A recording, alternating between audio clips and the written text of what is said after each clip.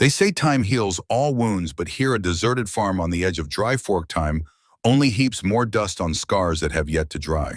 As the vast fields lay silent under the red sunset, only the sound of the wind blowing through the dry grasses could tell of Silas Hartley's loneliness. He waited for no one nor expected anyone to come. The land around his house was a world of its own, isolated, silent, and forgotten. There the tall, thin man lived like a shadow, quietly walking from his wife's grave to the framed photo of his son day after day, as if caught in a cycle of loss. There was no one to tell the good times, to no one to be angry with when the memories tore at him, and they were all gone. Miriam, his beloved wife, had lain in the ground since 1868. For Elijah, his only son, had died in battle just a year earlier. The death notice still lay on the table, never opened. He had read enough just by touching the envelope. The coldness of the sealed paper had said it all. From that day on, this house had ceased to be a home. It had become a box that held memories and pain. Silas did not cry. His eyes had long since dried. He simply put on his hat and bowed his head before his wife's grave, repeating a routine that had lasted more than a decade. No flowers, no words. Miriam had never liked flowers, so he brought none. Even prayers were superfluous when one no longer believed in anything. At his age, he no longer believed in God, no longer believed in forgiveness. Only silence remained silent, insistent, permeating every brick, every footstep, every heavy sigh in the old wooden house. The townspeople still spoke of him, but no one called him by his name with affection. They called him the old man who talks to ghosts, the weirdo on the hill, the old ghost in the haunted house. His stories had become nothing more than whispers around the fire at night, nothing more than a story to scare children. It was only natural. How could they understand loss when none of them had ever buried a son without saying goodbye? How could they know what it was like to open your eyes in the morning and find there was nothing left to wake up for? The old wooden house on the hilltop, rickety and creaking from falling tiles, was part of him. It breathed when he breathed, it groaned when the wind blew, as if they were both old rottees and living too long because they didn't know how to die properly. The cold in the house came not from the weather, but from within, from the void that would never be filled. Silas had not spoken to anyone for years. He spoke to Miriam only without words, with his eyes, with the emptiness of the dining table, with the way he left her chair unoccupied. Every day he would pass by Elijah's framed picture, his hand on the corner, as if afraid the image of his son would fade with time. But he never let himself look at it for long. Looking too long would hurt. Looking too long would make him weak, and he no longer had the right to be weak. Silas survived not because he was strong, but because no one came to end his existence. And sometimes just being alive, being alone in the world, is the cruelest punishment fate can give a man. But then one night there was a knock at the door. Strong, slow, not threatening, but as if awakening a soul that had long been asleep. And it was that knock that would begin to break down the walls of years of loneliness, quietly pulling Silas out of the silence that seemed forever. The storm came in silence. No thunder, no rain, just a cold wind that smelled metallic and menacing. But then there was a knock on the door, loud, clear, unhurried, unaggressive, as if someone were awakening a sleeping spirit, calling a house that had once been a home back to human warmth. Silas Hartley reflexively reached for the gun hanging on the wall, but then he stopped. His protective instincts gave way to something else, curiosity, even the strange feeling of someone who hadn't been approached in so long. He opened the door, and before him stood 10 Apache warriors. Tall and powerful, as if they had stepped out of legend, they said little, only the leader. His long hair braided with bone beads, his eyes as deep as the earth after rain spoke. "We seek shelter until the storm passes." No begging, no threats. Just one word that carried the weight of 1,000 miles, of months of wandering, and of the loss Silas saw in their eyes. He did not answer immediately. Every instinct in him had been trained to be wary, to shut out strangers. But it was not fear that stopped him, but memory. The smell of wet earth, the heavy breathing of the horse, the haggard face, all of it recalled Elijah, pale and silent, returning from battle. He knew the storm did not come from the sky alone. It came from within. "Leave the horse in the stable," he said, softly stepping back. "There's straw and water there." No one spoke, but the silence was not heavy. They came in like great shadows, took off their wet clothes and warmed their hands by the fire. No one asked for anything more. They were just there one by one, as if their silence respected what the house had lost. Silas made more coffee, enough for several people, but then he made more, pouring it into 10 tin cups, his hands shaking as he handed it to the first person.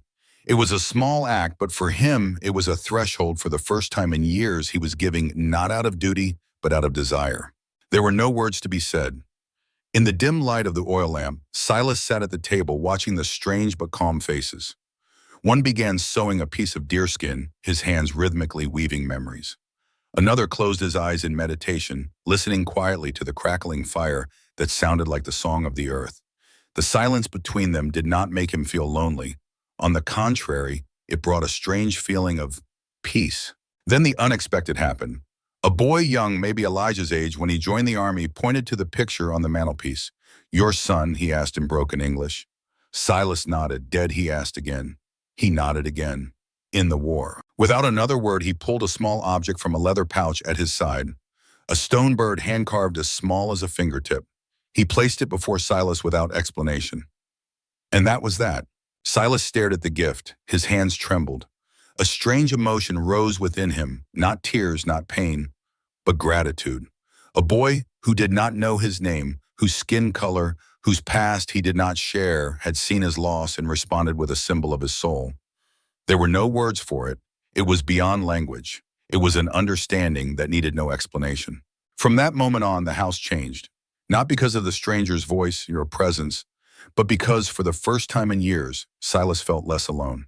Not everyone had left him. Not everything good was dead. When a warrior coughed in the night and blood stained his hands, Silas did not turn away. He went into the kitchen, heated some bones, some onions, made soup from whatever was left in the kitchen. Not out of duty, not out of morality, but because something had come alive inside him. A notion that kindness was not necessarily dead, that loss could open up connection, not just pain. The fire did not go out that night. Men who had once been strangers, who had once been considered enemies, now slept under his roof. And he, a man who had rejected life, began to open up. No longer just to talk to ghosts, but to listen to real breath, real feelings, and perhaps even real hope. Silas was no longer alone. Not that he had found a new family, but he had found himself again. Sometimes the price of compassion comes not from strangers, but from those who once knew them. Word of Silas Hartley's sheltering of 10 Apaches soon spread through the town of Dry Fork. The first whispers turned into gruff voices in the tavern, then to the rustle of guns being cleaned and hatred sharpened. To them, Silas was no longer a pitiful man who had lost his wife and children. He was a traitor, a man who turned his back on his own people to shelter savages, though they knew nothing beyond rumors. The morning Jed Cobb, the deputy with the gun in his eyes, knocked on Silas's door. The air was thick with suspicion. His eyes darted around the porch, stopped at the wet blanket hanging out to dry, then fixed on Silas with his usual frown. "Heard, you had company," he said, reaching for his belt where his familiar pistol was still at the ready. Someone saw the lights. Smoke. Strange. Apaches, right? Silas did not flinch. He looked straight ahead, his eyes unwavering, and nodded slightly. "Yes, they asked for shelter from the rain. I opened the door." "Do you know who they are?" "They were involved in the robbery near Prescott. The townspeople were uneasy about an old man sheltering them in his house." "And I don't care about the town's peace of mind," Silas replied, his voice as deep as wood in the cold. "I care about survival. They knocked, I answered. That's what a man should do." Jed looked at him in disbelief. "They're not people, Hartley. They're shadows. You're going against everything the townspeople believe." Silas raised his head and asked slowly, "Have you ever buried a child, Jed?" The question was not an accusation, just a cold knife. Jed fell silent. His arrogance was about to crumble, but he turned and walked away, throwing back a threat. "You should reconsider. Kindness could get you buried alive with those savages." The door closed behind Jed, but Silas knew what was coming. Another storm, not of nature, but of man. And this time he could not stand by.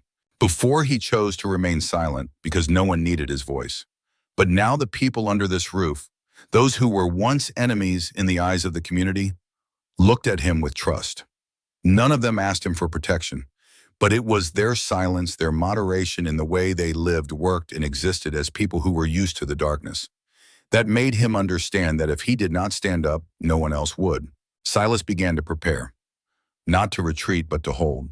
He cleaned his gun, checked each bullet, moved the chairs and tables to make room. Stocked water-boiled bark tea for the boy who was coughing up blood. No one asked him why. They just helped in silence as if everyone knew the battle was not far away, but right here in the house that had been silent for so many years. As night fell, Silas stood before the fireplace holding the picture of Elijah. He said nothing, but in his eyes fear and determination were entwined, no longer distinct. Miriam was still silent on the wall, but now the silence was no longer heavy. It was consent. It was a farewell to the one who had loved him for his enduring heart. That evening he told Taza the Apache chief, with the eyes of a mountain of rocks, "I will not let anyone come in here with a torch without understanding what he is burning." And Taza just nodded. "We are not afraid of death, but we do not want death to take you with it." Silas put his hand on his shoulder. "If I die here, at least it will be for the reason that my heart beats again." In a world where silence was once a defense, Silas Hartley chose to speak. Not with eloquent speeches, but with the actions of a man willing to commit. When there was no turning back, he stepped forward, not because he wanted to be a hero, but because he knew what was right. Under the clouds gathering for a new storm for the first time in years, he no longer ran from death. Instead, he stood tall, looking it straight in the eye with the eyes of a man who understood life is not just about surviving, but about protecting what makes you feel alive. The cabin in the meadow, accustomed to silence, seemed tense with anticipation for one last beat. The air was thick as if the universe were holding its breath. Upstairs, where Silas's son had slept, was a makeshift arsenal, a few old guns, 2 bows, a few arrows, and some kerosene to fill a bottle. Not enough to win, just enough to avoid dying in silence. The night before, Reverend Grady, the small preacher with the wistful eyes, had returned. This time he carried not his Bible, but his long gun, walking several miles when his horse was thrown off the trail. "God hears the whispers," he said, "but tonight I will not whisper." Silas only nodded. No one said anything more. They all knew vengeful men did not come to negotiate. They were not soldiers, not men of the law. They were men, farmers, wagoners, blacksmiths, but they carried with them the stories of their childhoods where Indians were mere ghosts who stole land and burned homes. The hatred had been nurtured for generations, and now it had found the perfect excuse, a white man who had taken the side of the enemy. They didn't need orders. All they needed was fire. And the fire did come. In the distance, flickering lights appeared on the horizon, like the hot eyes of predators. Then the sound of horses. 10:20, I couldn't tell, but not a small group. Torches were raised in rows, lighting up the Hartley front yard like a stage for a tragedy whose ending had already been written. Silas stood in the middle of the steps, guns slung across his shoulder, aiming at no one. Taza was on his right, Reverend Grady on his left. The three wore no armor, no walls, just the silence of a storm before it fell. Taza said nothing, just looked at the figures as if he had seen them in another life. One of the men rode forward. He wore a hood and a long coat that covered half his body, the look of a man who wanted to appear powerful. "Hand them over," he said, his voice as harsh as a subpoena, "and you can keep this house." Silas did not move. "They will leave tomorrow morning. No need for bloodshed." "It wasn't your decision," the other man snapped. "You picked the wrong side." "Perhaps," Silas replied, "but at least I chose with conscience, not fear." A torch shot through the air and stuck into the stable wall.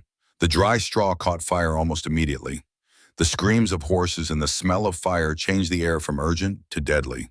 Silas fired the first shot, not at the man but into the sky. A warning. But the human storm needed no warning. Someone in the crowd fired. The bullet hit the wooden railing inches from him. That was when all boundaries were broken. Taza howled a deep, earth-shattering howl. The Apache warriors poured out of the darkness, no shouts, no screams, just blades, flashing arrows, flying bodies, twisting in a bloody song. This was not an ambush. This was a sacred act. They were not fighting to win. They were fighting to die rightfully. Grady fired. Silas couldn't remember how many shots he fired. He remembered the jerking of his shoulder as the trigger clicked. One man fell against the fence. Another ran. The field was filled with smoke, a flash of fire and metal.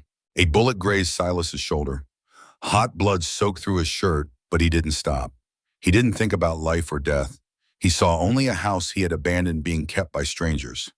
He saw his son sitting in the kitchen, smiling as he watched his father hold a gun. He saw Miriam standing on the porch, not crying, just watching, trusting.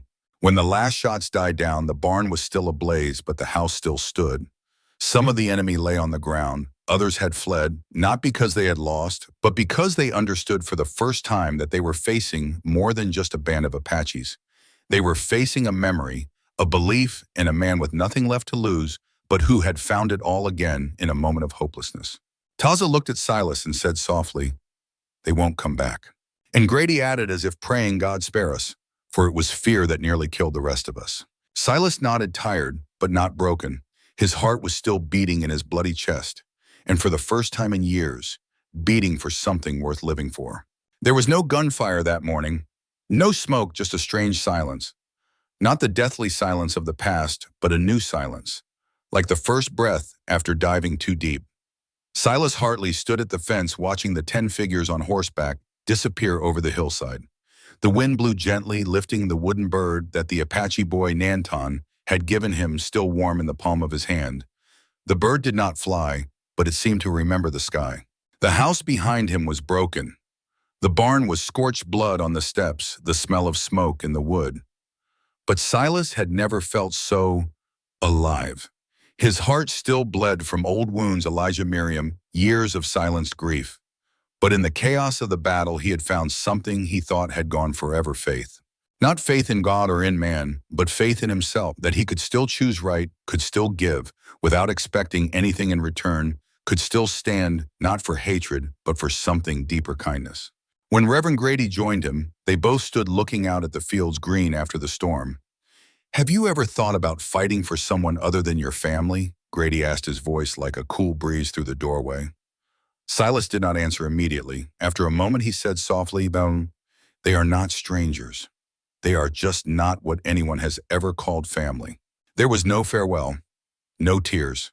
The Apaches left as silently as they had come, but left the house with pieces that had been pieced together. Life did not return with laughter or celebration. It returned with the way Silas wiped the blood from the floor with his own hands, with rebuilding the stable log by log, with the first time he went out into the backyard and planted some seeds, not expecting a good harvest, just to see that he could still grow. No one in town bothered them again. They saw the fire, heard the shots, and then fell silent, not because they understood, but because they feared something they could not understand: an old widow standing up for people they would never dare look in the eye. The following season, Silas built a small hut near the stream. No one asked why, but passers-by saw a traveler stop there, stay for the night, then go away. It is said that he never married again, but something had changed in his eyes, a gentle light, like someone who had learned to live with sadness without letting it consume him. In the afternoons when the wind blew through the windows, Silas could still be seen sitting by the fire holding the wooden bird, Miriam's shawl draped over his shoulders. He no longer spoke to ghosts, as the town rumored. He spoke to memories, to things lost, and to things that had never been a future he had thought unworthy of. "Silence saves no one," he once whispered, but sometimes silence contains the most precious thing: an opportunity to listen to your heart again. The Hartley house is still there, the wind still blows, and the birds still fly across the sky. But now if you stop by, you'll see 10 round stones arranged in a circle in the corner of the yard. Not a grave, just a reminder that sometimes it's not the noise that makes you strong, it's the way a person chooses to stand for the truth. Truth, even if alone. And for Silas Hartley, after all, that was how he came to be himself. No longer a shadow of a man waiting to die, but a man alive, and for the first time fully alive.